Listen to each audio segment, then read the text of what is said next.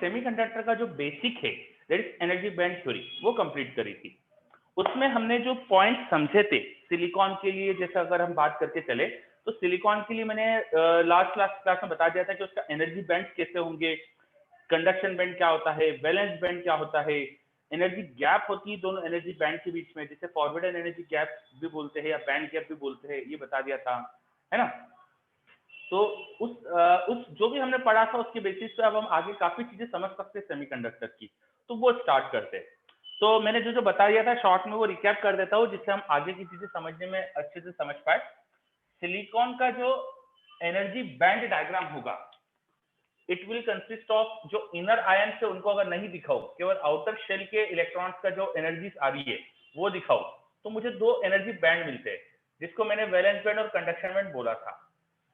और हमें पता चला था कि वैलेंस बैंड के अंदर जितनी एनर्जी स्टेट्स होती है वो कंप्लीटली फिल्ड थी।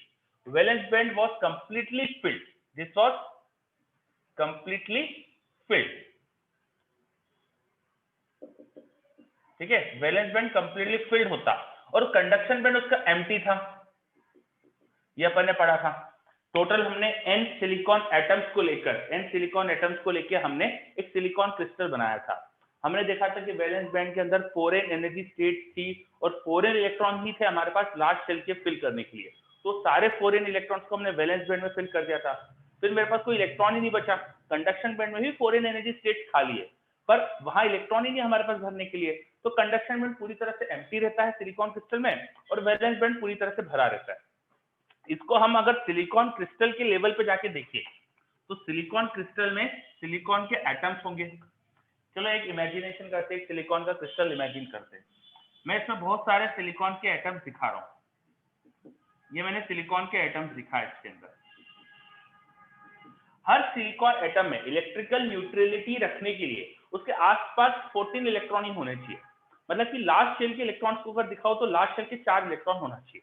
हर सिलिकॉन एटम के पास आखिरी शेल में उसके लास्ट शेल के 4 इलेक्ट्रॉन होना चाहिए। वो लास्ट इलेक्ट्रॉन को दिखाए अगर हम इन सिलिकॉन के पास, तो वो 4 इलेक्ट्रॉन हर सिलिकॉन के पास हम इस तरह से दिखा सकते हैं। हर सिलिकॉन के पास ये 4 इलेक्ट्रॉन है इनकी लास्ट शेल के। पर ये जो इलेक्ट्रॉन है ना, इनकी एनर्जीज को अगर आप पता करोगे तो वो एनर्जी लाई करेगी इस वैलेंस बैंड में, वो एनर्जी लाई करेगी इस वैलेंस बैंड में। जितने सिलिकॉन एटम्स है पूरे क्रिस्टल में, सबके लास्ट शेल के इलेक्ट्रॉन की जो एनर्जी थी ना, उसकी रेंज ही ये थी, वैलेंस बैंड की एनर्जी। अच्छा, और सारे इलेक्ट्रॉन्स वैलेंस बैंड की एनर्जी के थे, कोई भी ऐसा इलेक्ट्रॉन नहीं मिलेगा जो आपको इस एनर्जी बैंड में दिख रहा है। और दोनों एनर्जी के बैंड के बीच में कुछ गैप है यहाँ पे, जिसको हम नाम देते हैं फॉरबिडन एनर्जी गैप या बैंड गैप। और ये बैंड गैप की जो वैल्यू होती है शायद मैंने बताई नहीं थी आपको लास्ट क्लास में, डेल्टा इजी से रिप्रेजेंट करते, ये करीब करीब आता है 1.1 electron volt for silicon. Silicon के लिए एनर्जी बैंड गैप की वैल्यू आती है 1.1 इलेक्ट्रॉन वोल्ट। इसे हम फॉरबिडन एनर्जी गैप भी बोलते हैं, because electron is not allowed to be in this energy range. Electron valence band की एनर्जी के अंदर रह सकता है, कंडक्शन बैंड की एनर्जी के अंदर रह सकता है, पर इलेक्ट्रॉन इस एनर्जी लेवल पे लाई नहीं कर सकता, इसलिए हम इसे फॉरबिडन एनर्जी गैप भी बोलते हैं। इसका मतलब ये हो रहा है कि मेरे पास ये जो सिलिकॉन क्रिस्टल मैंने इमेजिन करा, तो हर सिलिकॉन के जो 4 इलेक्ट्रॉन में आखिरी शेल यहाँ शो कर रहा हूँ, उनकी अगर एनर्जी पता करूंगा, पूछूंगा, तो सबकी एनर्जी ना इस रेंज में लाई कर रही। और पूरे सिलिकॉन के कितने एटम थे? n। और मेरे पास वैलेंस बैंड में कितनी एनर्जी स्टेट थी? 4n। मतलब कि हर एटम के करस्पॉन्डिंग मेरे पास 4 स्टेट है और हर एटम में आखिरी शेल में 4 ही इलेक्ट्रॉन है। मैं फिर से रिपीट करता हूँ, मैंने सिलिकॉन के क्रिस्टल में टोटल n एटम है ऐसा अज्यूम करा था, और मेरे पास वैलेंस बैंड में जो एनर्जी लेवल्स आ गए थे वो 4n आ गए थे, 4n एनर्जी स्टेट्स अवेलेबल थी वहां, मतलब मैं 4n इलेक्ट्रॉन को फिल कर सकता हूँ वहां। और हर एटम के हिसाब से देखो अगर, तो हर एटम के अंदर 4 इलेक्ट्रॉन को रख सकता हूँ वैलेंस बैंड में। n एटम 4 एनर्जी स्टेट, मतलब पर एटम में 4 इलेक्ट्रॉन को रख सकता हूँ वैलेंस बैंड में, और हर एटम ने 4 इलेक्ट्रॉन को ही रखा हुआ है वैलेंस बैंड में। ठीक है, हर एटम के पास जो इलेक्ट्रॉन थे वो सबके सब वैलेंस बैंड में है, और 4 इलेक्ट्रॉन की स्टेट अवेलेबल है हर एटम के लिए, और 4 इलेक्ट्रॉन ही है हर एटम के अंदर। ये चीज समझ में आ रही है? Yes sir. ओके, ठीक है। तो ये अपन ने सिलिकॉन का स्ट्रक्चर देखा। ठीक है, सिलिकॉन में लो टेम्परेचर पे देखेंगे तो ऐसा ही होगा, बहुत लो टेम्परेचर पे सारे इलेक्ट्रॉन वैलेंस बैंड में ही लाई करेंगे। अब अगर कोई पोटेंशियल डिफरेंस लगा दे सिलिकॉन क्रिस्टल में, थोड़ा सा क्रिस्टल को यहाँ बड़ा करके कुछ और एटम भी दिखा देते हैं। इस सिलिकॉन क्रिस्टल में अगर मैं कुछ पोटेंशियल डिफरेंस लगा दूं, मैंने 2 मेटल इलेक्ट्रोड्स लगा दिए, इसके कॉर्नर्स पे मैंने यहाँ पर मेटल इलेक्ट्रोड्स लगा दिए, ये मेटल की प्लेट जैसे लगा दी मैंने, और बैटरी से मैं इसका पोटेंशियल डिफरेंस क्रिएट करता हूँ। ठीक है, स्विच जैसे मैंने ऑन कर दिया तो मैंने यहाँ पे पोटेंशियल डिफरेंस लगा दिया। ठीक है, अब बैटरी का क्या काम रहता है, वो पोटेंशियल डिफरेंस मतलब इलेक्ट्रिक फील्ड क्रिएट करेगी। तो because of the external cell अंदर एक इलेक्ट्रिक फील्ड क्रिएट हो गई, इस मटेरियल के अंदर एक इलेक्ट्रिक फील्ड क्रिएट हो गई, ई एक्सटर्नल क्रिएट हो गई। इलेक्ट्रिक फील्ड की direction from higher to lower potential होती है। तो देखिए बैटरी का इधर हायर टर्मिनल लगाया मैंने, हायर पोटेंशियल वाला टर्मिनल, उधर लो पोटेंशियल वाला टर्मिनल। तो जब मैंने एक सेल लगा दिया सिलिकॉन क्रिस्टल के अक्रॉस, तो मैं अंदर एक इलेक्ट्रिक फील्ड क्रिएट कर रहा हूँ। बेसिकली मैं चाह रहा हूँ चेक करना कि कंडक्शन होता है कि नहीं, है ना।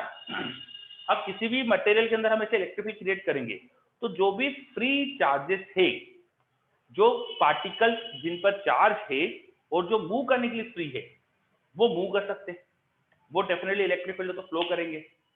फ्री चार्जेस कहने का मतलब हो गया कि the particles which are free to move. जैसे अगर कंडक्टर्स की बात करें तो आपने इलेक्ट्रोस्टैटिक अपने करंट इलेक्ट्रिसिटी में पढ़ा होगा कि it has a lot of free electron, जो फ्री टू मूव रहते हैं पूरे कंडक्टर में। वो फ्री टू मूव है तो इलेक्ट्रिक फील्ड लगाने पे वो मूव करते हैं, और उसी के बेसिस पे आपने एक ओम्स लॉ का डेरिवेशन भी देखा होगा आई थिंक। कुछ वैसे ही अगर हम इमेजिन करने की कोशिश करें तो अगर यहाँ कोई फ्री इलेक्ट्रॉन थे तो वो फ्लो करेंगे। अब सबसे ज्यादा लूजली बाउंड कौन होते हैं, आखिरी शेल के इलेक्ट्रॉन, तो उन्हीं को देखते चलो। जैसे इस सिलिकॉन को अपन ने या इसको अपन ने ऑब्जर्व करा, इस सिलिकॉन एटम को ऑब्जर्व करते, इसके आखिरी शेल में 4 इलेक्ट्रॉन है, और चारों इलेक्ट्रॉन इलेक्ट्रिक फील्ड की वजह से उस डायरेक्शन में जाने की मूवमेंट की टेंडेंसी रखेंगे। ये चारों इलेक्ट्रॉन इस डायरेक्शन में मूवमेंट की टेंडेंसी रखेंगे। तो ये इलेक्ट्रॉन आना चाहता है इसके पास, सिलिकॉन का इलेक्ट्रॉन सिलिकॉन के पास ही जा सकता है ना। तो यहाँ पे वो इसके पास आना चाहता है। अच्छा, यहाँ अगर वो आएगा तो इसके वैलेंस बैंड में लाई करेगा, बिकॉज यहाँ इसकी एनर्जी वैलेंस बैंड के लेवल की थी।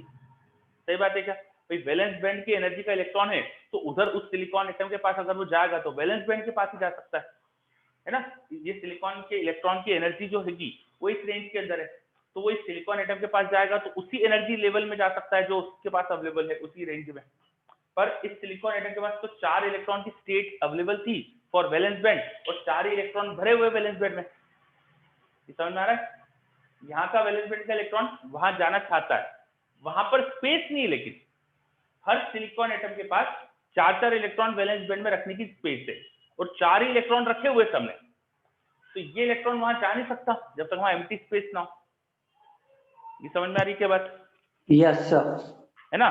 जैसे आप लोगों को इमेजिन करना है, आप लोगों को सोचना है कि क्या हो रहा है यहाँ पे, तो इमेजिनेशन के लिए ऐसा कुछ सोच सकते हो आप कि आपके पास है ना एक 2 फ्लोर वाला फ्लाईओवर है, 2 फ्लोर वाला फ्लाईओवर है, नीचे एक रोड है और उसके ऊपर भी एक और रोड है ना, वो पिलर पे ऊपर भी रोड बना दी नीचे भी रोड बना दी ऐसा। तो नीचे जो रोड है उस पर बहुत सारे व्हीकल्स है, ठीक है, बहुत सारे व्हीकल्स। अच्छा, वो पूरी रोड पूरी तरह से पैक्ड है व्हीकल्स से, और ऊपर वाला रोड मतलब कि कंडक्शन बैंड वो पूरा एम्प्टी पड़ा है। ठीक है, ऊपर वाला रोड पूरा एम्प्टी है और नीचे वाले रोड पे बहुत सारे व्हीकल्स है, इनफैक्ट पूरी रोड पे जगह ही नहीं है। अब कोई भी व्हीकल जो बीच में फंसा हुआ है, उसके सबके ड्राइवर की इच्छा है चलने की, लेकिन क्या वो चल पाएंगे, क्योंकि आगे स्पेस ही नहीं, व्हीकल सब अरेंज है आसपास, तो व्हीकल्स मूव ही नहीं कर सकते। सही बात है क्या? बिल्कुल वैसे कुछ ऐसा सिचुएशन यहाँ हो रहा है ना। ये सारे जो इलेक्ट्रॉन से सब वैलेंस बैंड की एनर्जी के है, ये सारे इलेक्ट्रॉन की एनर्जी वैलेंस बैंड के अंदर लाई कर रही है। ये इलेक्ट्रॉन इलेक्ट्रिक फील्ड की वजह से उधर जाना चाहते हैं, जब हम एक्सटर्नल इलेक्ट्रिक फील्ड लगा रहे हैं बैटरी की वजह से, तो वो इलेक्ट्रिक फील्ड इलेक्ट्रॉन को उस डायरेक्शन पुश करेगी, बट उधर जा नहीं पा रहे वो, बिकॉज यहाँ का वैलेंस बैंड का इलेक्ट्रॉन इसके पास वैलेंस बैंड में आ सकता है, और वैलेंस बैंड में यहाँ स्पेस नहीं है। इस मटेरियल के अंदर एक करंट का फ्लो, लार्ज करंट का फ्लो पॉसिबल ही नहीं हो पाता है अगर मैं लो टेम्परेचर पे देखूं। ये सारी बातें मैं कब कर रहा था? At low temperature. Low temperature मतलब कितना? तो close to 0 kelvin. 0 kelvin temperature पे देख रहे हैं, तो वैलेंस बैंड में कोई स्पेस नहीं होने की वजह से कोई करंट ही नहीं आ पा रहा है, इसलिए हम बोल देंगे सिलिकॉन इज इंसुलेटर।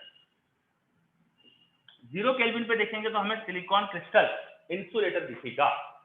0 केल्विन पे देखेंगे तो सिलिकॉन क्रिस्टल इंसुलेटर दिखेगा, और वो प्रैक्टिकली दिखता है, उसी की हमारी थ्योरी है एक्सप्लेन करने की कि valence band is completely filled.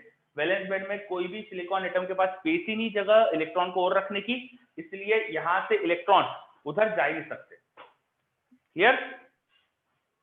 चलिए, तो eight 0 Kelvin semiconductors have very small conductivity, or we can say they are insulator.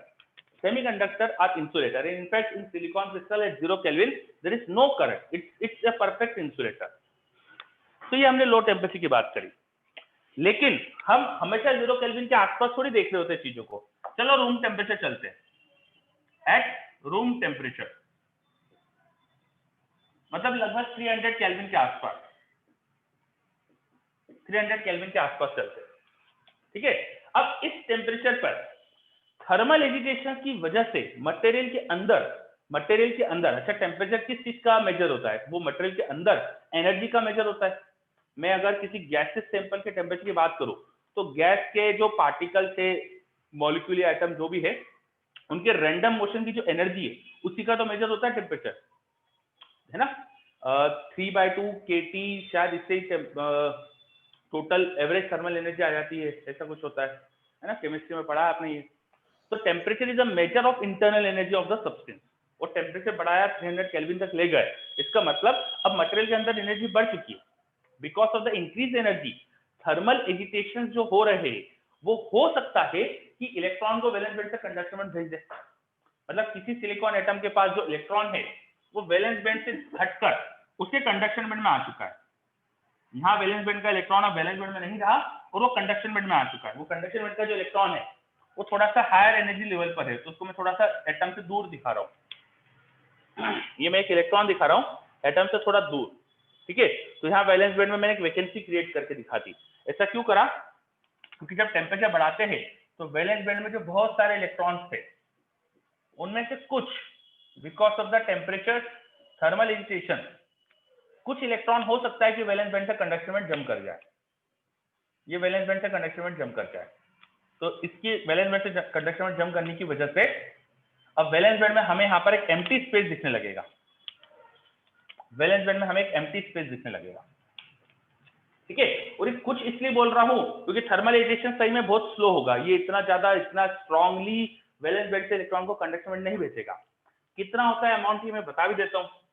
तो around 10⁻10 electron jump from valence band to conduction band for silicon at 300 Kelvin। 300 Kelvin पे देखे तो pure silicon crystal में कितने लगभग 10⁻10 electron jump करते हैं from valence band to conduction band पर सेंटीमीटर क्यूब। 1 सेंटीमीटर क्यूब में करीब इतने इलेक्ट्रॉन जंप कर रहे हैं। और याद करो 1 सेंटीमीटर क्यूब में एटम कितने होते थे? 10⁻23 एटम्स थे। तो नंबर ऑफ एटम से कंपेयर करो तो 10⁻23 तो एटम्स थे और ओनली 10⁻10 एटम्स ऐसे इलेक्ट्रॉन है जो वैलेंस बैंड से कंडक्शन में जंप कर रहे हैं। मतलब आउट ऑफ 10⁻13 एटम्स ऐसा एक एटम में हो रहा है कि वैलेंस बैंड का इलेक्ट्रॉन कंडक्शन में जंप कर रहा है। So this is a very small number. समझ में आ रहा है ये? ठीक है। थर्मल एजिटेशन इतने इलेक्ट्रॉन को तो इजीली पहुंचा देता है वैलेंस बैंड से कंडक्शन में। अब वैलेंस बैंड से कोई इलेक्ट्रॉन कंडक्शन में चला गया और फिर आपने यहाँ पे बैटरी से पोटेंशियल डिफरेंस से इलेक्ट्रिक फील्ड क्रिएट कराई, तो इलेक्ट्रिक फील्ड की वजह से अब जो इलेक्ट्रॉन कंडक्शन बैंड में है वो तो इजीली फ्लो कर सकता है।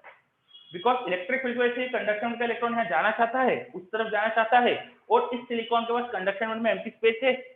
कंडक्शन बैंड में तो बहुत ही कम इलेक्ट्रॉन आए ना अभी भी, तो कंडक्शन बैंड में हमारे पास एम्प्टी स्पेस है, तो इलेक्ट्रॉन कंडक्शन बैंड में इजीली फ्लो कर सकता है।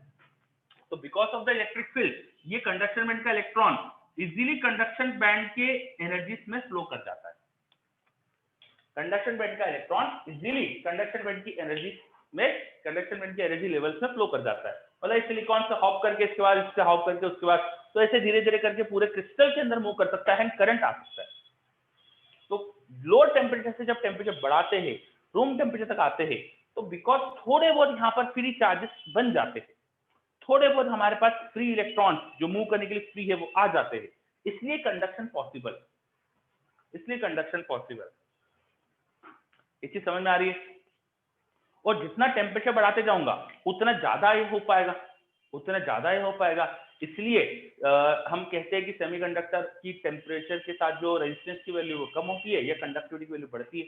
हमको समझ में आ रहा है यहाँ पे, क्योंकि टेम्परेचर बढ़ाएंगे तो ये जो नंबर है इलेक्ट्रॉन्स का ज्यादा आएगा, जो वैलेंस बैंड से कंडक्शन में जा रहे हैं, इसलिए कंडक्टिविटी बढ़ेगी। क्लियर हो रहा है ये? ओके। अच्छा, ये हो क्यों पाया कि वैलेंस बैंड से इलेक्ट्रॉन कंडक्शन में चला गया? बिकॉज एनर्जी गैप कम थी। ये सिलिकॉन में आ रही है करीब 1.1 इलेक्ट्रॉन वोल्ट, जर्मेनियम में देखे तो करीब 0.67 इलेक्ट्रॉन वोल्ट होती है, 0.67 इलेक्ट्रॉन वोल्ट या 0.6 इलेक्ट्रॉन वोल्ट के आसपास बोल सकते हो। तो वो एनर्जी गैप कम है इवन जर्मेनियम में, तो उसमें थोड़ा और नंबर आ सकता है। तो because of the come energy gap, because of the low energy gap, ऐसा पॉसिबल है। और कुछ मटेरियल ऐसा हो सकते हैं जिसमें एनर्जी गैप ज्यादा हो, तो उनमें ये पॉसिबल ही नहीं हो पाएगा। जैसे मैंने लास्ट क्लास में शायद बताया था आपको कि कार्बन के अंदर जो एनर्जी गैप आती है वो थोड़ी और ज्यादा आती है, ठीक है। तो वो कंडक्शन नहीं करा पाता है, वो इंसुलेटर ही रह जाता है। कार्बन के अंदर जैसे सिलिकॉन में टेम्परेचर बढ़ाकर कंडक्शन पॉसिबल हो रहा है, कार्बन में नहीं हो पाता है, तो इसलिए वो कंडक्टर का इंसुलेटर रह जाता है। उसमें जो एनर्जी गैप होती है वो करीब 6 इलेक्ट्रॉन वोल्ट के आसपास आती है कार्बन में। समझ में आ रहा है ये? Yes sir. ओके बच्चों, चलिए, तो रूम टेम्परेचर पे आ रहे हैं तो सेमीकंडक्टर की कंडक्टिविटी बढ़ गई। कंडक्टिविटी बढ़ क्यों गई? Because number of free electrons बढ़ गए, कंडक्शन बैंड के इलेक्ट्रॉन आ गए हमारे पास जो पहले थे ही, ठीक है। अब एक चीज और समझना है, यहाँ पे हमें एक कॉन्सेप्ट और समझना है, concept of hole. Concept of hole. हमने ये ऑब्जर्व करा कि वैलेंस बैंड में पहले स्पेस नहीं था खाली, तो वैलेंस बैंड में पहले कोई करंट ही नहीं आ पा रहा था। पहले हर सिलिकॉन एटम का वैलेंस बैंड में पूरे इलेक्ट्रॉन पैक्ड थे। तो शुरुआत में हमने देखा था 0 केल्विन के आसपास सिलिकॉन इंसुलेटर, लेकिन अभी टेम्परेचर बढ़ाया, देखो 300 केल्विन पे कुछ इलेक्ट्रॉन वैलेंस बैंड से जा चुके, कंडक्शन बैंड में जा चुके, तो वैलेंस बैंड में खाली स्पेस आ चुका है ना। तो वैलेंस बैंड का जो खाली स्पेस है उसकी वजह से अब इधर के सिलिकॉन एटम का इलेक्ट्रॉन यहाँ आ सकता है ना। सही बात है क्या? Yes sir. है ना। वैलेंस बैंड में भी तो अब थोड़ा इलेक्ट्रॉन का फ्लो पॉसिबल है, वैलेंस बैंड में तो इलेक्ट्रॉन का फ्लो पॉसिबल है। वो हम उल्टा बोलेंगे क्योंकि वैलेंस बैंड तो इलेक्ट्रॉन से भरा हुआ ही, ठीक है। हम उसको उल्टा बोलेंगे। हम क्या बोलेंगे कि जो वैकेंसी थी ना इलेक्ट्रॉन की वो इस तरफ फ्लो कर रही है, जो इलेक्ट्रॉन की वैकेंसी थी वो इस डायरेक्शन से फ्लो कर रही है, ठीक है। इन valence band vacancy of electron flow, valence band में जो यहाँ वैकेंसी हुई थी इलेक्ट्रॉन की एम्प्टी स्पेस थी, वो ये वाले इलेक्ट्रॉन यहाँ जाएगा तो वैकेंसी वहां चली जाएगी। इस सिलिकॉन का इलेक्ट्रॉन यहाँ गया तो यहाँ की वैकेंसी वहां चली गई, तो वैलेंस बैंड में वैकेंसी का फ्लो हो सकता है। This vacancy which is flowing in valence band, उसको हम नाम देते हैं hole. It is empty space of electron in valence band. Valence band में जो इलेक्ट्रॉन थे जो कंडक्शन बैंड में जा चुके थे, उसकी वजह से वैलेंस बैंड में एम्प्टी स्पेस क्रिएट हो गए, and because of this empty space valence band में भी अब कंडक्शन पॉसिबल है।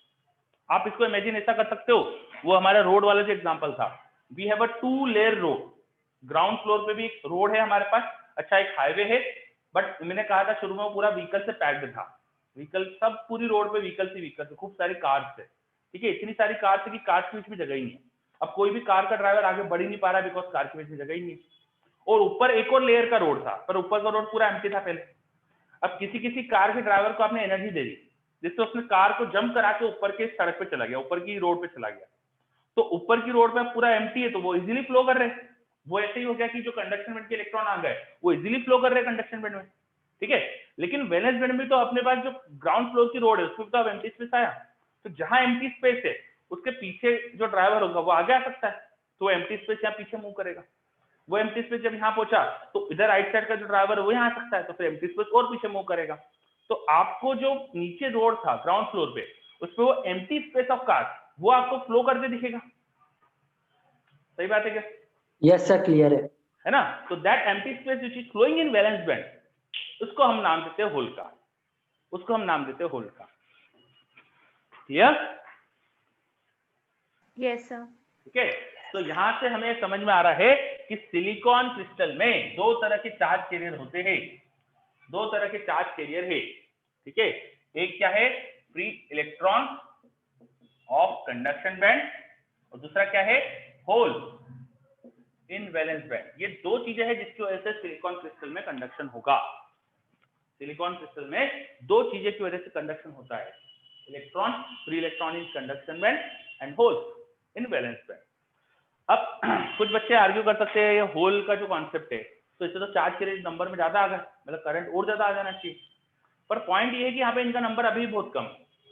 10 इलेक्ट्रॉन पर सेंटीमीटर क्यूब ही वैलेंस बैंड से कंडक्शन बैंड गए थे। और मेटल्स वगैरह की बात करें तो उनमें ऐसा होता है कि हर एटम का एक एक इलेक्ट्रॉन हो सकता है पहले से कंडक्शन में रहा हो। मेटल में आपने वैलेंस बैंड पूरा भर दिया इलेक्ट्रॉन से, तो भी आपके पास इलेक्ट्रॉन स्पेस इलेक्ट्रॉन बच गए, तो उनको आपने कंडक्शन बैंड में भरा।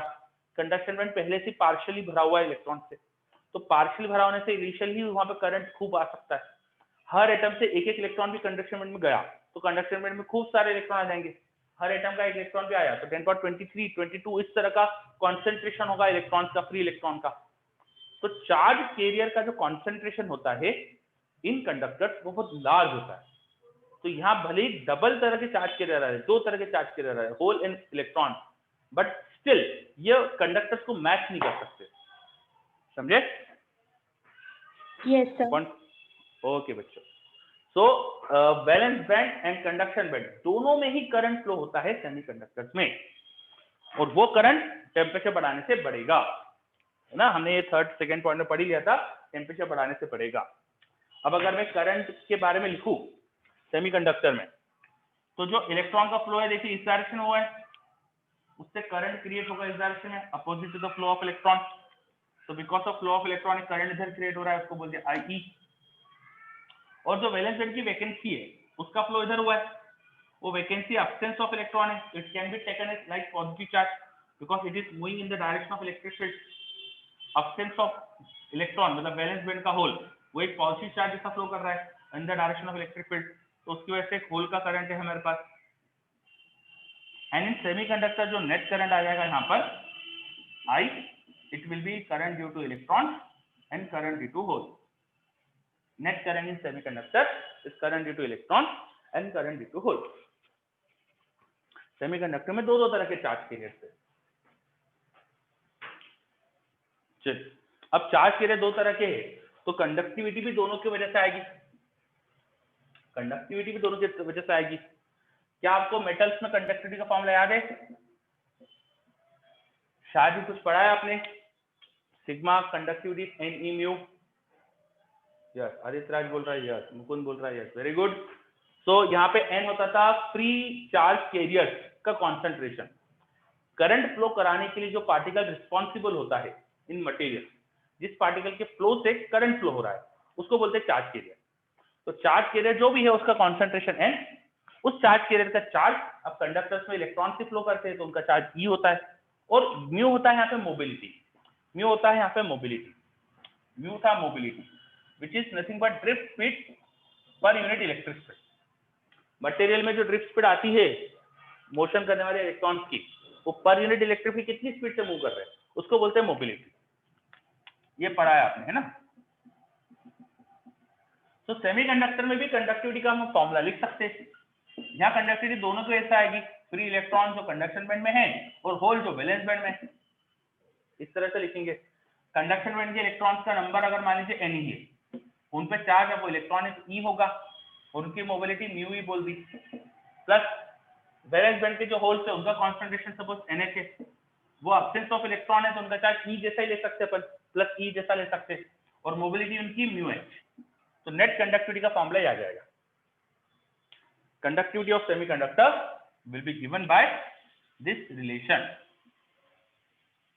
This relation gives you conductivity of semiconductor. It is Ne, which is the concentration of electron in conduction band, the charge of electron in conduction band, mobility of electron in conduction band. NH is concentration of hole in valence band.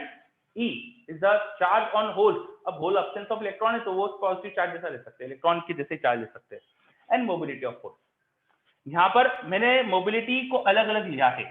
अब देखिए मैंने electron की mobility और whole की mobility दोनों यहाँ पे अलग अलग लिखी है specifically, but because they are unequal. Electron की मोबिलिटी थोड़ी ज्यादा आती है होल्स की मोबिलिटी से। क्यों? इसका रीजन क्या है? इसका रीजन एग्जैक्ट होता है इफेक्टिव मास का। इसका एग्जैक्ट रीजन होता है इफेक्टिव मास का। जो इलेक्ट्रॉन्स है वो थोड़े हायर एनर्जी लेवल में है तो उनका इफेक्टिव मास जो होता है वो थोड़ा ज्यादा आता है, और होल्स जो है वो लो एनर्जी लेवल में इफेक्टिव मास कम आता है। अब ज्यादा इफेक्टिव मास कम इफेक्टिव मास क्या है तो हल्का सा आइडिया दे रहा हूँ आपको, ज्यादा हमें डेप्थ में जाने की जरूरत नहीं है, हमारे कोर्स में नहीं है इतना। मास किसी भी पार्टिकल का अगर वो किसी स्पीड से, लाइट की स्पीड से, क्लोज स्पीड से ट्रेवल कर रहा है तो उसको आप इस तरह से लिख सकते हैं, रिलेटिविस्टिक मास बोल सकते हैं या इफेक्टिव मास बोल सकते हैं। When a particle is moving with speed close to speed of light, तो उसका मास, इफेक्टिव मास जो होता है वो ही लिख सकते हैं। अब ये इफेक्टिव मास जो होता है ना, वो इलेक्ट्रॉन जो कंडक्शन बैंड में थे उनके लिए आता है कम, और वैलेंस बैंड जो उसमें थे, वैलेंस बैंड में जो होल्स थे उनके लिए आता है ज्यादा। वैलेंस बैंड के होल का मास इफेक्टिव ज्यादा आता है, इसलिए उनकी मोबिलिटी कम आती है। होल्स का इफेक्टिव मास ज्यादा होता है, इसलिए मोबिलिटी कम आती है। तो इस चीज का एग्जैक्ट रीजन ये होता है, पर किताबों में कुछ कुछ रीजन मिल सकते हैं आपको समझाने के हिसाब से। कुछ किताबों में ऐसा लिख देते हैं कि वैलेंस बैंड के होल्स की एनर्जी कम है, तो वहां पर वो कम एनर्जी से फ्लो कर पाते हैं, ऐसा कुछ कह देते हैं। वो गलत है, ऐसा कुछ नहीं है। एनर्जी कम है मतलब वो तो एनर्जी लेवल वाली एनर्जी कम है, उससे फ्लो की एनर्जी का कोई रिलेशन नहीं होता, ठीक है। तो वो थोड़ा मीनिंग गलत है ऐसा कहना। सही रीजन जो अभी मैंने बताया आपको इफेक्टिव मास का, इसके अंदर ज्यादा डेप्थ में जाने की जरूरत नहीं है, इतना याद रखना है। Is it clear?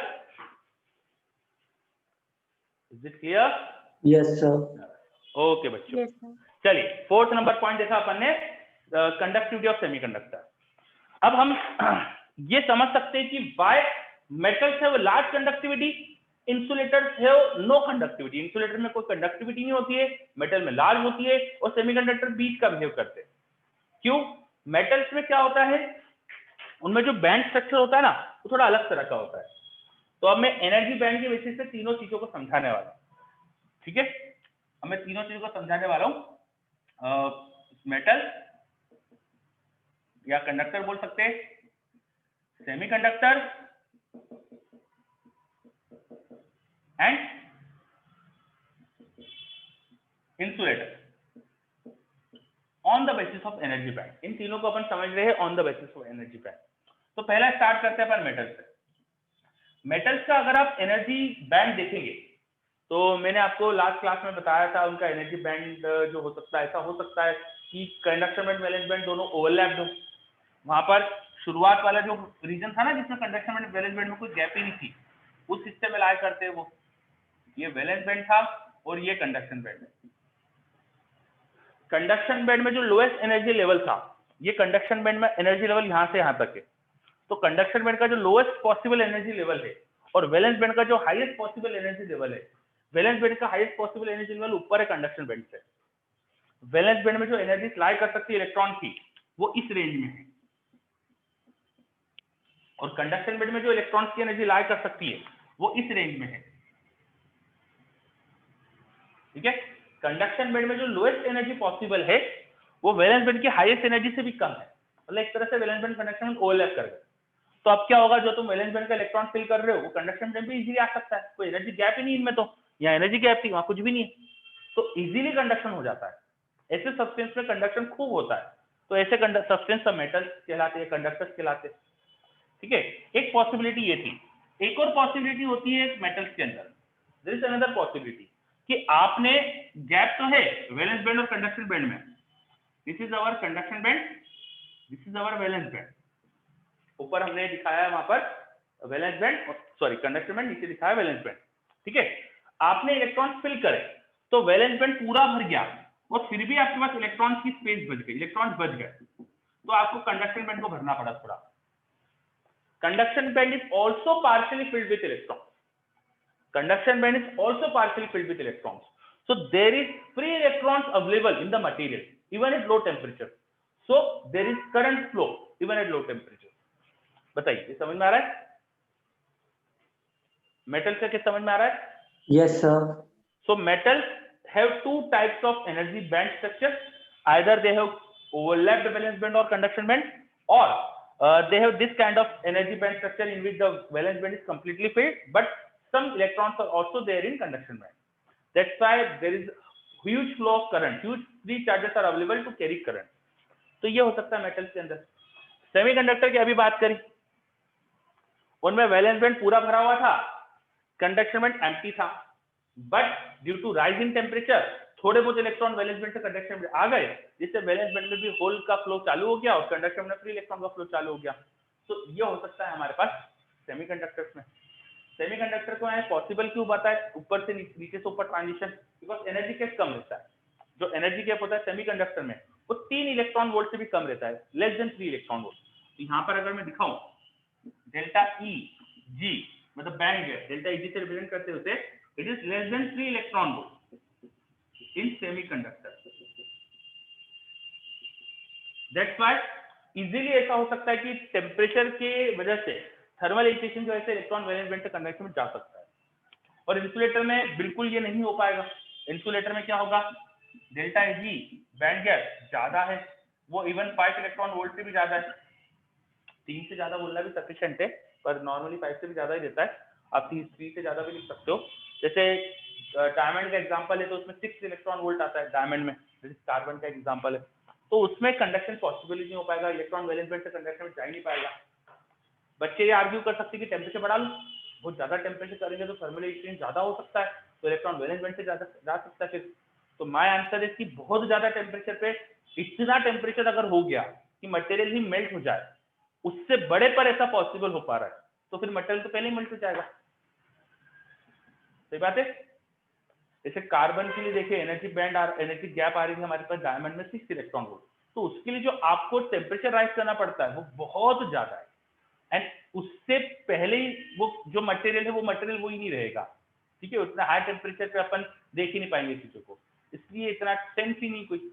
और कोई बोले कि इंसुलेटर इतने बड़े टेम्परेचर पे कंडक्टर हो जाएंगे तो अच्छा यूज कर सकते हैं उनका, तो कुछ नहीं कर सकते, टेम्परेचर इतना जनरेट करना पड़ेगा आपको, मटेरियल उससे पहले ही आयनिक फॉर्म में आ सकता है, दूसरे चीजें हो सकती है उसके अंदर, है ना, तो कोई सेंस नहीं हो। क्लियर, चलिए ओके। हैंस अभी हमने समझा कि how conduction in semiconductors happen, वो अपन ने यहाँ समझा था सिलिकॉन के क्रिस्टल के एग्जांपल से। एंड दो तरह के चार्ज कैरियर होते हैं सिलिकॉन में, free electrons and free holes. Electrons are lying in conduction band, holes are lying in valence band. चलिए ये अपन सब समझ चुके हैं। नाउ हम बढ़ते हैं आगे एक्सट्रिंसिक और इंट्रिंसिक सेमीकंडक्टर पे। तो मैं हटा देता हूँ ये। अच्छा, आपने कुछ भी पढ़ा हो, कुछ पूछना हो प्रीवियस क्लास का, आप पहले वो पूछ लीजिए, इसमें कोई डाउट हो तो पूछ लीजिए, मैं हटाने वाला हूँ। Any doubt?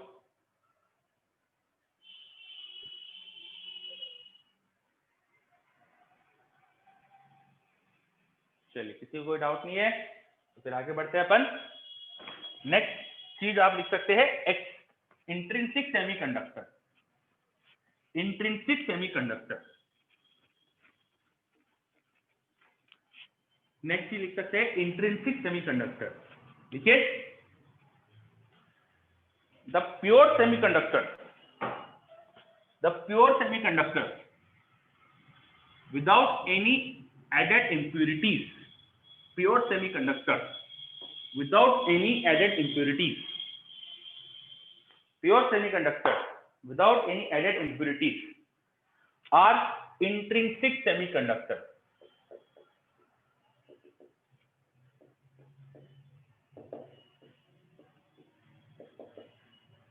Pure semiconductor without any impurities are intrinsic semiconductor.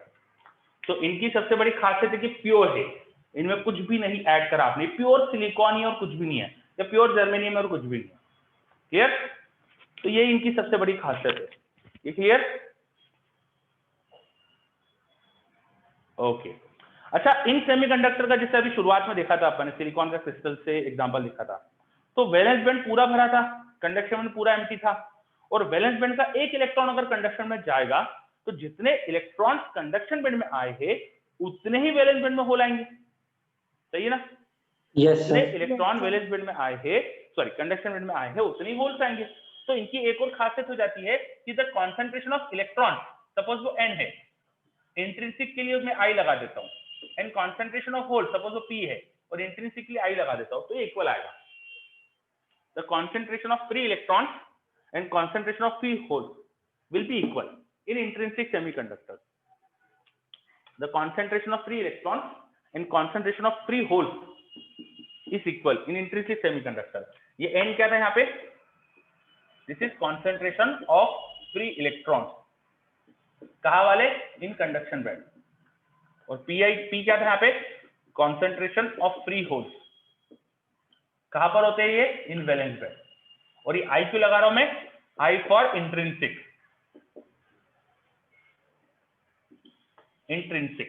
Intrinsic semiconductor में जो कॉन्सेंट्रेशन होगा फ्री इलेक्ट्रॉन्स का और कॉन्सेंट्रेशन ऑफ फ्री होल्स का इक्वल आएगा।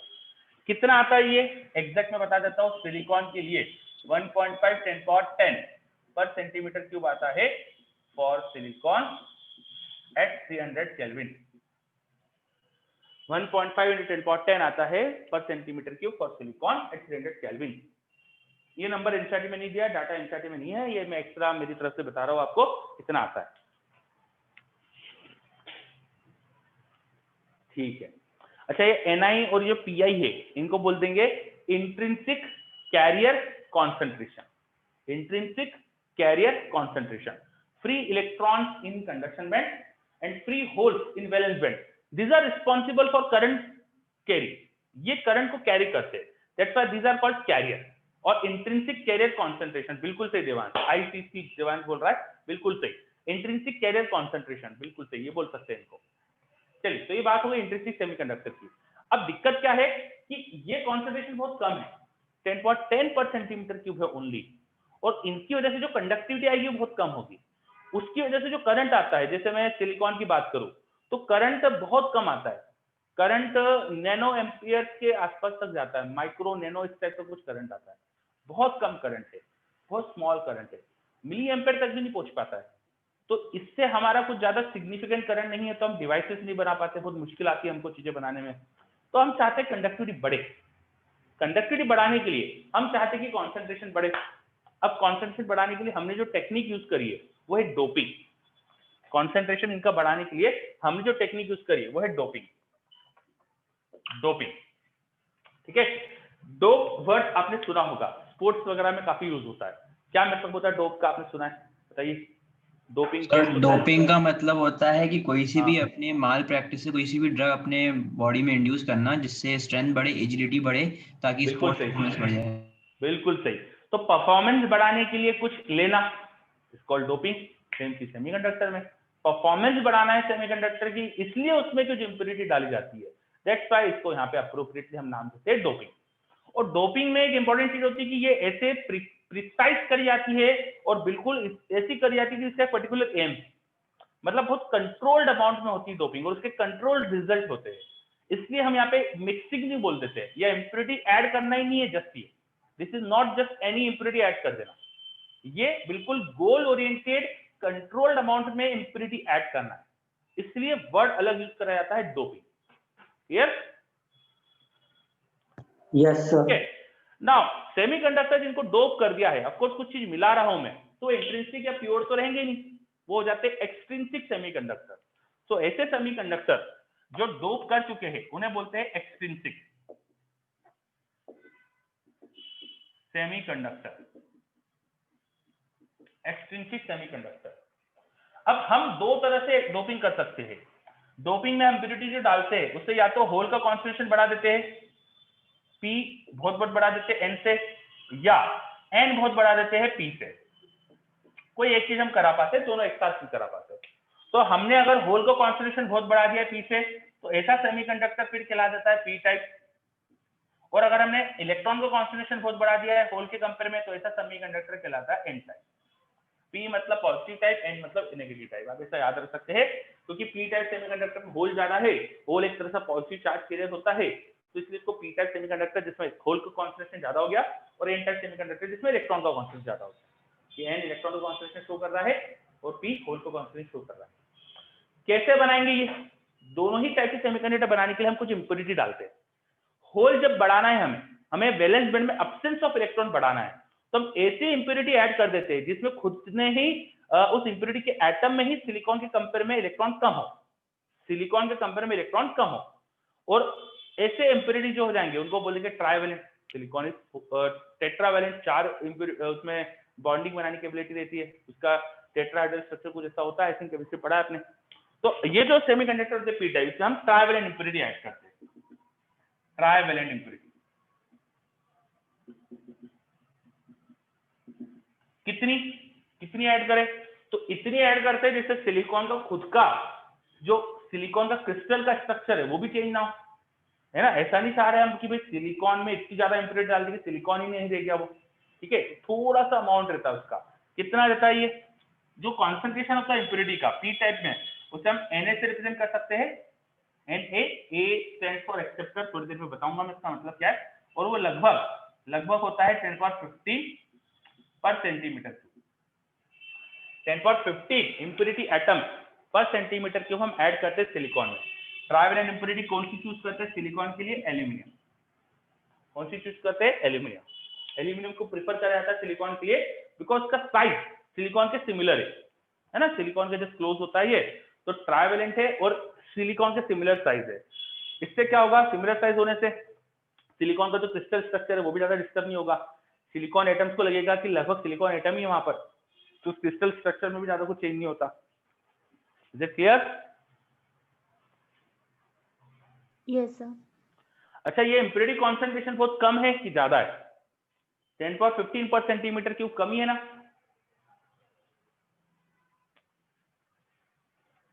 यस, है ना, लेस ही है। ठीक है, कैसे बोल रहे हो आप लेस है? जानना चाह रहे हो आप? 10⁻23 एटम 10⁻23 से कम है। बिल्कुल सही है ना, वहां पे जो सिलिकॉन क्रिस्टल है उसमें 10⁻23 करीब एटम्स थे, और हमने जो इम्प्योरिटी एटम डाले वो ओनली 10⁻15 है, तो ये बहुत कम कॉन्सेंट्रेशन। अब इससे होगा क्या? इससे होता क्या, ये समझने के दो तरीके हैं। इससे होता क्या है? यस, बिल्कुल सही निशित ने बताया, लगभग 10⁻7 सिलिकॉन एटम में से एक को हमने एल्यूमिनियम से रिप्लेस करा है, तो ये बहुत कम कॉन्सेंट्रेशन।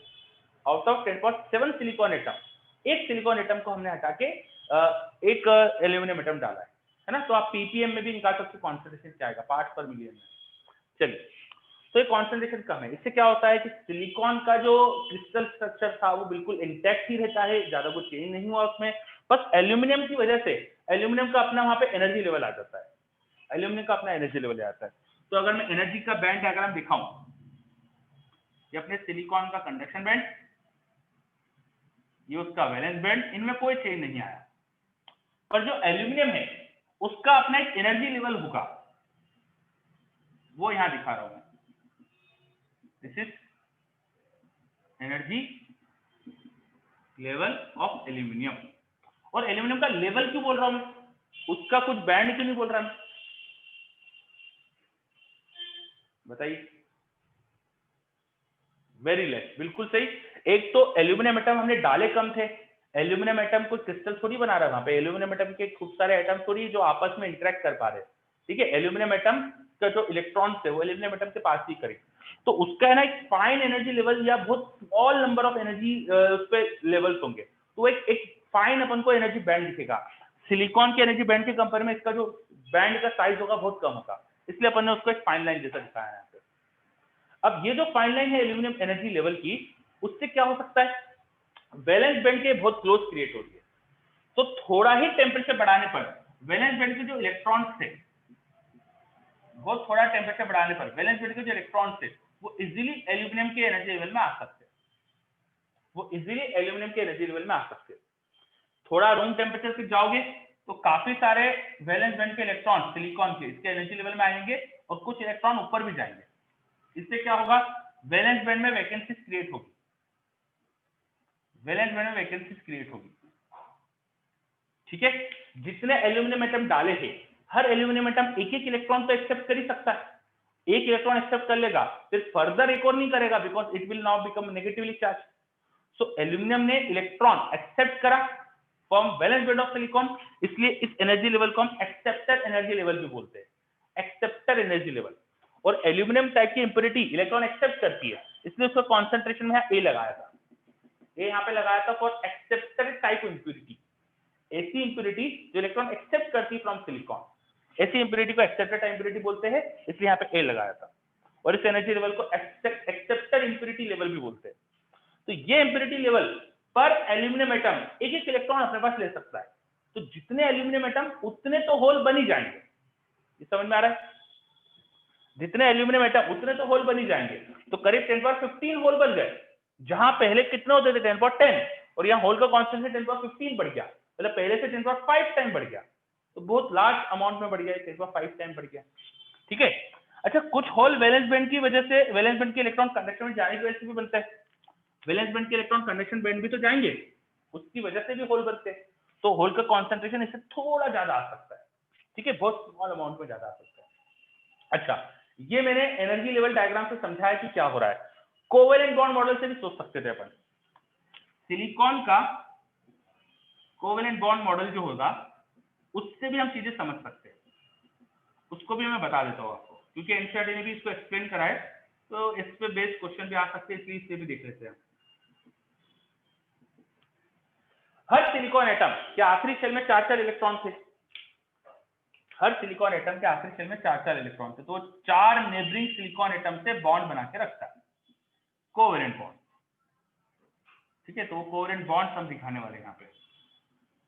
ये जितने सिलिकॉन एटम थे सबके पास लास्ट शेल में 4-4 इलेक्ट्रॉन थे। Every silicon atom 4 electron is last shell. ठीक है, that's why it will form covalent bond, 4 covalent bond with 4 neighbouring atom, इस तरह से कुछ। ठीक है, इस तरह से हम दिखाते जा सकते हैं ये।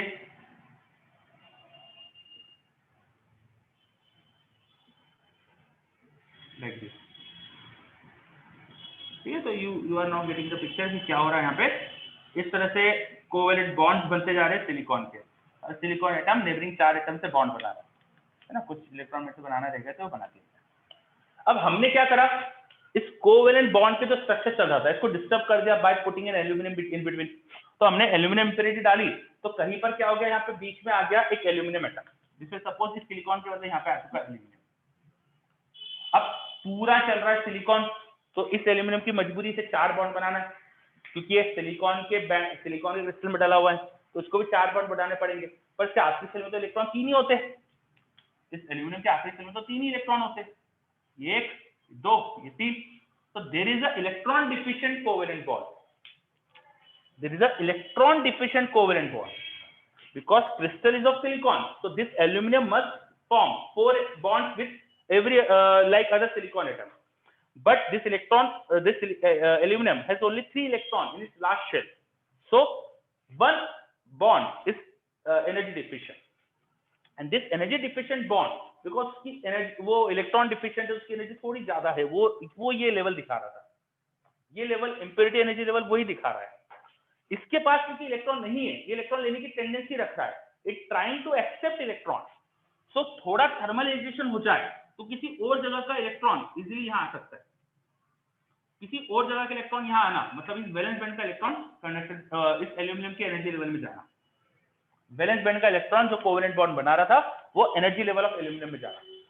ठीक है, तो यहां से इस तरह से हम एक्सप्लेन कर सकते हैं कि एक एक एल्यूमिनियम एटम एक एक इलेक्ट्रॉन एक्सेप्ट कर सकता है, बिकॉज एक बॉन्ड यहाँ पे इलेक्ट्रॉन डिफिशिएंट था। समझ में आ रही बात ये? और यहाँ पे होल क्रिएट हो जाएगा इसकी वजह से, सिलिकॉन के वैलेंस बैंड में अगर इलेक्ट्रॉन के एब्सेंस से दूसरा अपन होल बोल दे तो ये होल क्रिएट हो जाएगा। क्लियर? Yes sir. ओके, तो काफी थ्योरी चल रही थी हमारी यहाँ पे, ये हमने बिल्कुल एल्यूमिनियम का इम्प्योरिटी ऐड करने से क्या हो रहा है एनर्जी बैंड डायग्राम से समझा। सॉरी बच्चों, थोड़ा सा ये माइक ऑफ हो गया है, जस्ट अ सेकेंड।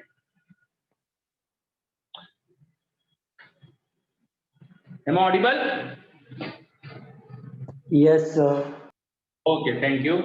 चलिए, तो ये दोनों चीजें क्लियर आपको, energy band model and energy band का मॉडल और covalent model. Yes sir, clear है।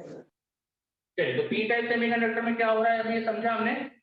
अब इसमें छोटी सी बात ये बताना रहेगी कि जो इम्प्योरिटी की वजह से जो कॉन्सेंट्रेशन आएगा होल का वो करीब 10^15 के आसपास में बोल रहा था, इसकी वजह से इलेक्ट्रॉन्स जो जा रहे थे कंडक्शन बैंड में वो भी कम जाएंगे, क्योंकि जहां पर जो इलेक्ट्रॉन वैलेंस बैंड से इस एनर्जी लेवल में चला गया तो यहाँ होल सफिशिएंट अमाउंट में क्रिएट हो चुके, तो और इलेक्ट्रॉन के ऊपर जाने की जो रेट होती है वो कम हो जाएगी। थर्मल एक्साइटेशन से इलेक्ट्रॉन का वैलेंस बैंड से कंडक्शन बैंड जाने का जो रेट है वो कम हो जाएगा, और अगर वो गए भी, मान लीजिए हाँ इलेक्ट्रॉन आ गए वैलेंस बैंड से कंडक्शन बैंड में आ गए, तो कंडक्शन बैंड के इलेक्ट्रॉन इन होल्स को देखकर रिकंबाइन ज्यादा करेंगे।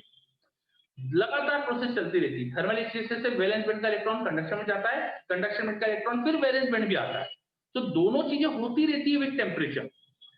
इलेक्ट्रॉन कंडक्शन बैंड से वैलेंस बैंड भी आता है और वैलेंस बैंड का इलेक्ट्रॉन ऊपर भी जाता है। अब ऊपर जाने की जो प्रोसेस है थोड़ी स्लो डाउन हो गई बिकॉज खूब सारे होल्स से, नीचे आने की प्रोसेस बढ़ गई बिकॉज बहुत सारे होल्स दिख रहे हैं, तो इलेक्ट्रॉन को वो स्पेस दिख रही नीचे, वापस से रिकंबाइन करने के लिए बहुत सारे होल्स दिख रहे हैं। दैट्स व्हाई इलेक्ट्रॉन का ऊपर से नीचे आने का रेट बढ़ गया, नीचे से ऊपर जाने का रेट कम हो गया, तो कंडक्शन बैंड में जो इलेक्ट्रॉन का कॉन्सेंट्रेशन है वो कम हो जाएगा। होल का कॉन्सेंट्रेशन जब वैलेंस बैंड में बढ़ा रहे हैं, कंडक्शन बैंड का इलेक्ट्रॉन का कंडक्शन बैंड में इलेक्ट्रॉन का कॉन्सेंट्रेशन कम हो जाएगा।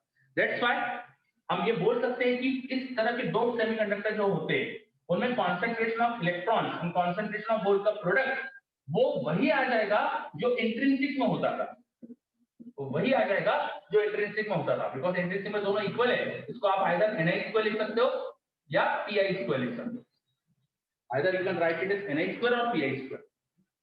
ठीक है, तो n into p, n is concentration of free electron in conduction band, holes concentration in valence band. The product of these two quantities should be a constant for a temperature. एक किसी temperature पे लगभग constant आती है।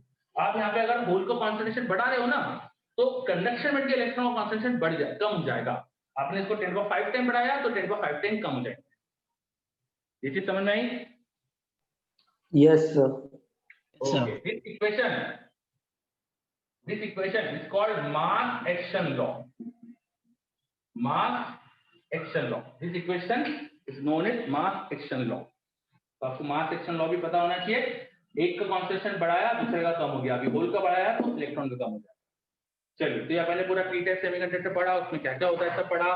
P type semiconductor में holes majority में आ गए हैं, खूब सारे होल्स आ गए हैं। यहाँ पे होल्स का कॉन्सेंट्रेशन 10⁻15 पर सेंटीमीटर क्यूब पहुंच गया है। इलेक्ट्रॉन का कॉन्सेंट्रेशन बहुत वीक हो गया है, 10⁻5 पर सेंटीमीटर क्यूब ही बचेगा, बिकॉज ये दोनों 10⁻20 के ऑर्डर में आ जाएगा, तो एक 10⁻15 तो दूसरा 10⁻5। That's why p-type semiconductor are called p-type because they have holes in majority and electrons in minority. वहां होल का कॉन्सेंट्रेशन बहुत ज्यादा है, इलेक्ट्रॉन का बहुत कम है, वहां holes are in majority. p-type semiconductor have majority charge carrier as holes. Is it clear? Okay. Now ये पूरा p-type के बारे में जो मैंने पढ़ाया, सेम बिल्कुल कॉपी पेस्ट आप n-type के लिए कर सकते हैं। n-type सेमीकंडक्टर, जैसे हम इलेक्ट्रॉन कॉन्सेंट्रेशन बढ़ाएंगे, वहां हम पेंटावैलेंट इंप्योरिटी डालेंगे, लाइक फास्फोरस, सिलिकॉन के लिए फास्फोरस प्रिफर करा जाएगा, सिमिलर रीजन, साइज सिमिलर होता है, कॉन्सेंट्रेशन लगभग ये रखा जाएगा। उसे डोनर इंप्योरिटी बोलते हैं, Nd लिखेंगे यहाँ पर। उसका एनर्जी लेवल यहाँ कहीं क्रिएट होगा, कंडक्शन बैंड के क्लोज, एनर्जी लेवल यहाँ कहीं क्रिएट होगा, कंडक्शन बैंड के क्लोज। वहां पर फास्फोरस डालने से क्या होगा, एक एक्स्ट्रा इलेक्ट्रॉन आ गया, उसके 5 इलेक्ट्रॉन थे, 4 को बॉन्ड बनाने के लिए एक्स्ट्रा रहेगा, वो एक्स्ट्रा फ्री करने के लिए, मूव करने के लिए फ्री है, वो एक्स्ट्रा यहाँ के एनर्जी लेवल मिला कर रहा है, वो सिलिकॉन कंडक्शन में इजीली आ सकता है और फ्लो करेगा। तो बिल्कुल कॉपी पेस्ट आप n टाइप में कर सकते हो क्या? अभी कर सकते हो? यस। चलिए, तो मैं आपको 5 मिनट दे रहा हूँ, फटाफट आप कॉपी में नोट कर लीजिए सारी चीजें, है ना। मैं बताने वाला हूँ, उससे पहले एक बार नोट कर लीजिए फटाफट। 5 मिनट दे रहा हूँ, जल्दी से करिए आप।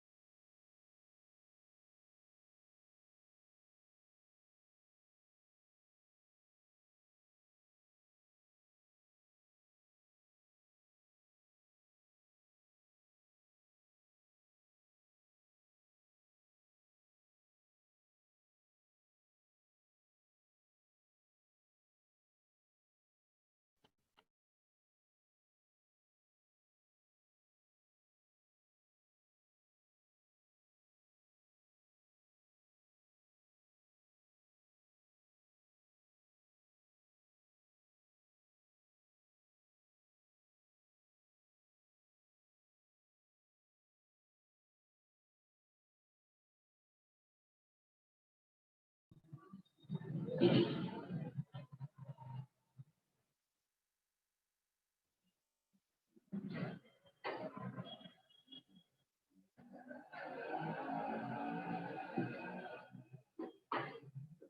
अब थोड़ा, हेलो, ओके, अब थोड़ा बेटर ऑडिबल होगा, ऑडिबल हूँ? यस, ओके, पहले से बेटर होगा अब शायद। Yes sir. Okay, thank you. चलिए क्वेश्चन आ रहा था मेरे पास कुछ, let me check.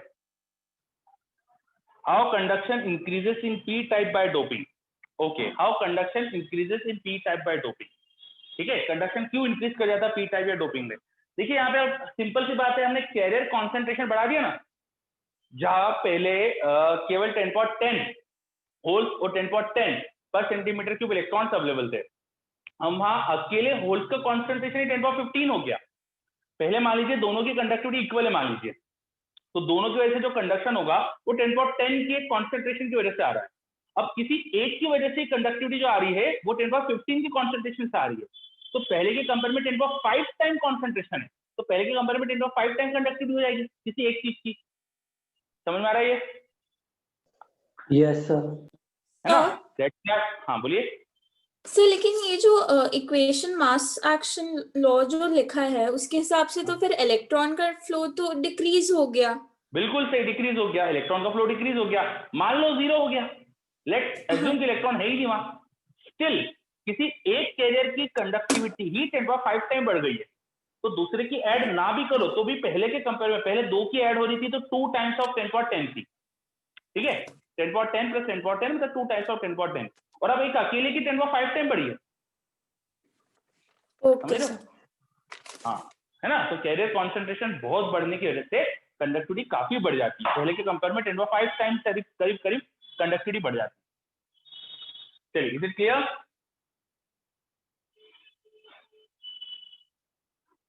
Okay okay, चलिए, तो आज हमने अभी पढ़ा P type semiconductor, N type semiconductor. अच्छा, पहले पूछ रहे एन टाइप में एनर्जी लेवल कैसे बनेगा। ओके, मैं बना के दिखा देता हूँ आपको एन टाइप में एनर्जी लेवल कैसे आएगा। मैं इसके साइड में बना देता हूँ, साइड की जगह पर, ठीक है। एन टाइप सेमीकंडक्टर में अगर देखेंगे, ये हमारा कंडक्शन बैंड, ये हमारा वैलेंस बैंड, और जो इंप्योरिटी थी ना फॉस्फोरस टाइप की, उसकी वजह से एक एनर्जी लेवल यहाँ आएगा। इंप्योरिटी जो फॉस्फोरस टाइप की थी उसकी वजह से एनर्जी लेवल वहां आया। जब हमने फॉस्फोरस टाइप की इंप्योरिटी डाली थी, अगर मैं कोवेलेंट बॉन्डिंग मॉडल में दिखाऊं, ये फॉस्फोरस की इंप्योरिटी, ठीक है, फॉस्फोरस। अब उसमें आखिरी शेल में 5 इलेक्ट्रॉन थे, तो 4 तो कोवेलेंट बॉन्ड बना ले रहे हैं, लेकिन 5th इलेक्ट्रॉन अभी भी एक्सेस में है, वो रह गया।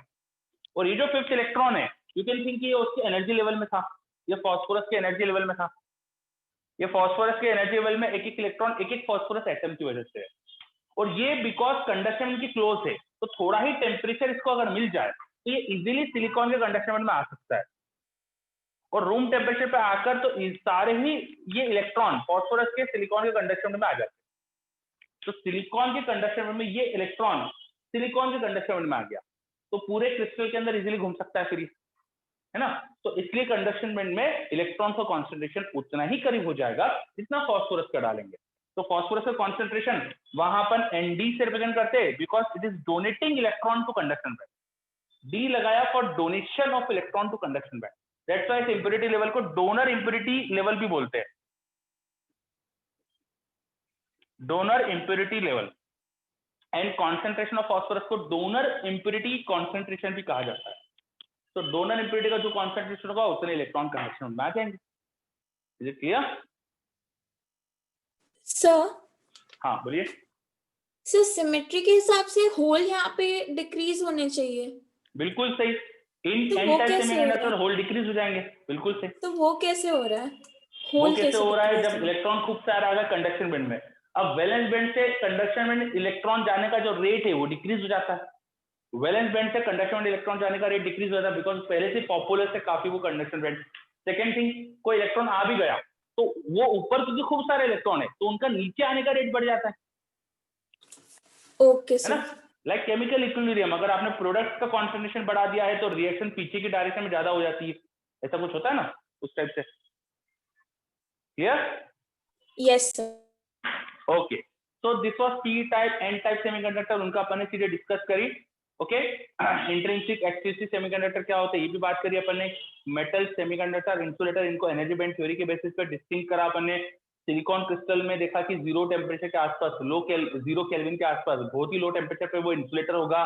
टेम्परेचर बढ़ाएंगे तो धीरे धीरे उस पर कंडक्शन आता है, टेम्परेचर बढ़ा के कंडक्शन क्यों आता है, कंडक्टिविटी क्यों बढ़ती है, वो इलेक्ट्रॉन की जंपिंग से अपन ने देखा, है ना।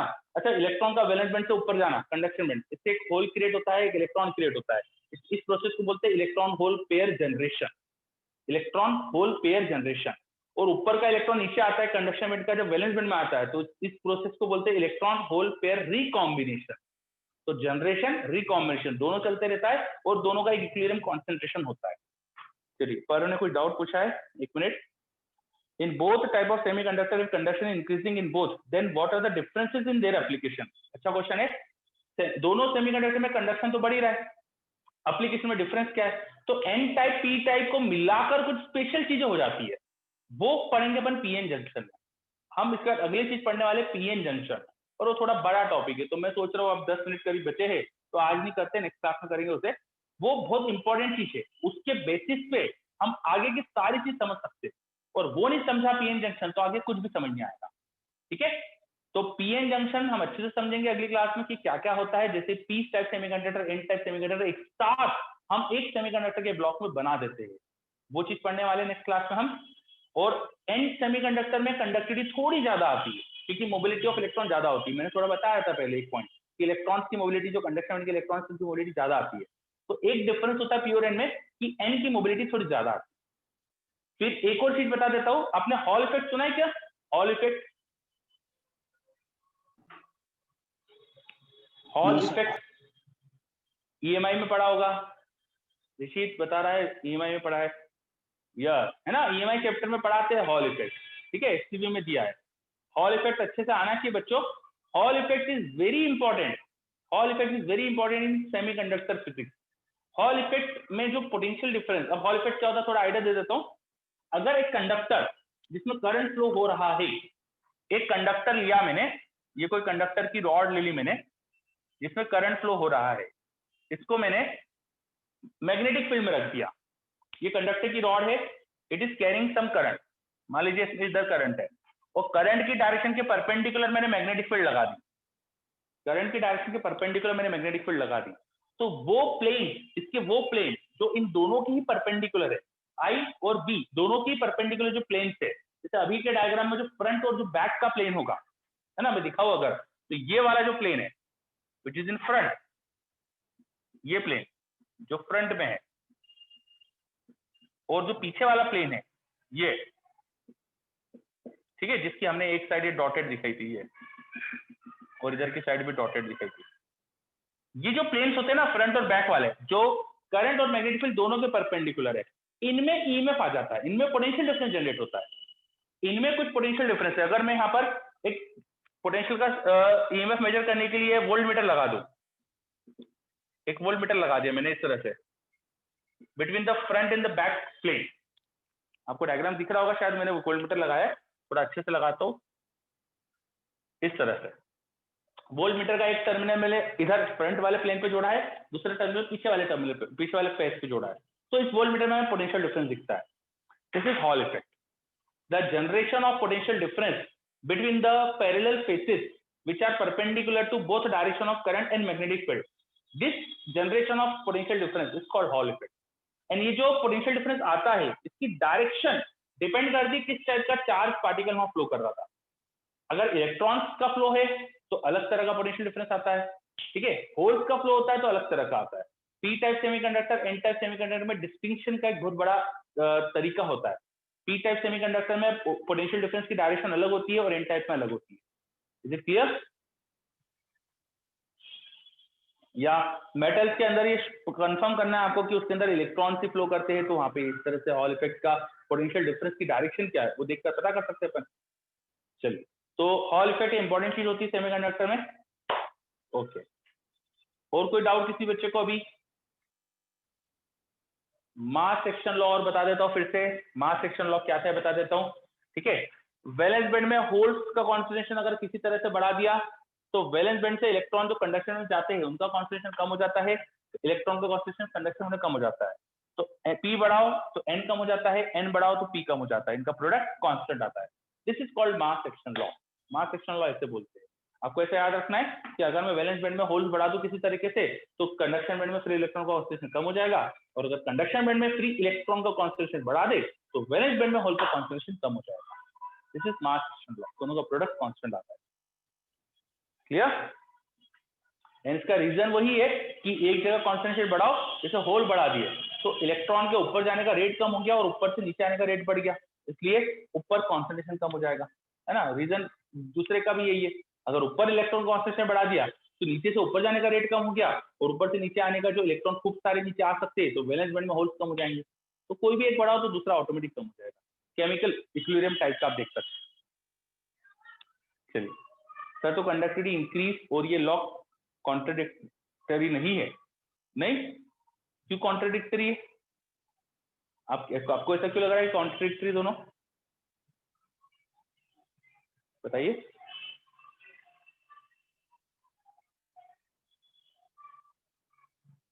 कंडक्टिविटी दोनों की वजह से मिलकर आती है ना, दोनों का एडिशन होता है। अब एक का आपने कंडक्टिविटी 10⁵ टाइम बढ़ा दी, दूसरे के मान लो 0 भी है तो भी नेट कंडक्टिविटी तो बहुत बड़ी आएगी ना पहले के कंपेयर में। मान लो दोनों की वजह से जो कंडक्टिविटी आ रही थी पहले वो x और x थी, अब किसी एक को 0 भी कर दिया लेकिन दूसरे की वजह से कंडक्टिविटी 10⁵ टाइम x हो गई, तो नेट तो पहले से ज्यादा आएगी ना। समझ रहे हो? पुरानी कंडक्टिविटी दोनों की मान लीजिए x थी, इक्वल होती है, इलेक्ट्रॉन होल की कंडक्टिविटी मान लो इक्वल है, और अब किसी एक का कॉन्सेंट्रेशन बढ़ाने से 10⁵ टाइम किसी एक की कंडक्टिविटी हो गई, दूसरे की 0 भी हो गई, तो भी पहले के कंपेयर में जो 2x थी उसके कंपेयर में तो बहुत बड़ी कंडक्टिविटी है। समझ रहे? 10⁵ इज वेरी लार्ज देन 2। आ रहा है समझ में? ओके बच्चे, चलिए इसके बाद हमको पढ़ना है PN junction. What is a PN junction? तो एक सिलिकॉन का ब्लॉक लिया मैंने, एक ही सिंगल पीस ऑफ सिलिकॉन लिया, उसमें एक साइड में मैंने पी सेमीकंडक्टर बनवा दिया by doping aluminium atom in it, and एक साइड में मैंने एन सेमीकंडक्टर बना दिया by doping phosphorus in it. मैंने एक ही सिलिकॉन के ब्लॉक में पी और एन दो सेमीकंडक्टर बनवा दिए। तो जैसे ही ये बनता है वैसे ही बहुत सारी प्रोसेस स्टार्ट होती है वहां पे, है ना। मैंने क्या करा, एक सेमीकंडक्टर ब्लॉक लिया, उसके एक हिस्से में मैंने एल्यूमिनियम की डोपिंग करी, एक हिस्से में फास्फोरस की डोपिंग करी, जिससे मेरे पास एक तरफ पी एक तरफ एन सेमीकंडक्टर बन गया। तो ये जैसे ही बनता है फैक्ट्री में, जैसे ही बनाते हैं हम इसको बहुत सारी प्रोसेस स्टार्ट हो जाती है, और वो क्या क्या स्टार्ट होती है ये सब अपन नेक्स्ट क्लास में पढ़ेंगे, है ना, क्योंकि बहुत इंपॉर्टेंट है ये। इससे आगे की सारी चीजें बहुत अच्छे से समझ में आएगी। अगर ये समझा नहीं पीएन जंक्शन का फॉर्मेशन तो आगे कुछ भी समझ नहीं आएगा। तो इट इज वेरी इंपॉर्टेंट और बहुत कॉन्सेप्चुअल है, आगे के सारे डिवाइसेस की वर्किंग बहुत ईजी हो जाती है समझकर, है ना। इसलिए इसको अपन अच्छे से पढ़ेंगे, थोड़ा आधा एक घंटा लगता है इसको पूरा समझने में। तो अपन नेक्स्ट क्लास में स्टार्ट करते हैं ना, अभी इतना टाइम नहीं बचा है। चलिए नेक्स्ट क्लास में मिलते हैं बच्चों। Okay, thank you all of you. और ये पढ़कर आइएगा बच्चों, आप एनसीईआरटी से पूरा पढ़कर आइएगा पीएन जंक्शन, ठीक है, और थोड़ा उसके आगे का डायोड वायोड भी पढ़ लेना। ओके बेटा, बाय।